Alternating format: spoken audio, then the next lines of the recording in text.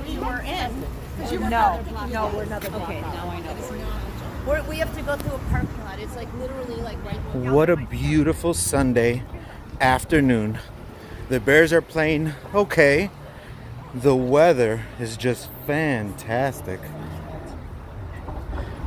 Everybody's out and about today. So I guess the message of the day is house. Stop being lazy and come and enjoy this beautiful weather. Or come visit us here at Pilsen. So much to do here. Come down for dinner, come down to sightsee, art museums. Oh, there's so many things to do here in Pilsen. So get up off your butt, get your kids dressed, get them off their phones, and come down and enjoy this beautiful weather. Whether it's downtown Chicago, Pilsen, wherever you are, get up off your butt. So beautiful. I love this city, boy. It's gorgeous. Here, I'm gonna do a spin. Ooh, 360.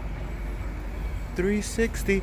I love getting coffee right there, right behind me, and that's where I'm going.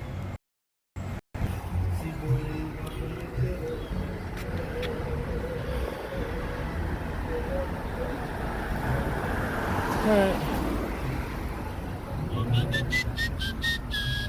Let me through. Thank you.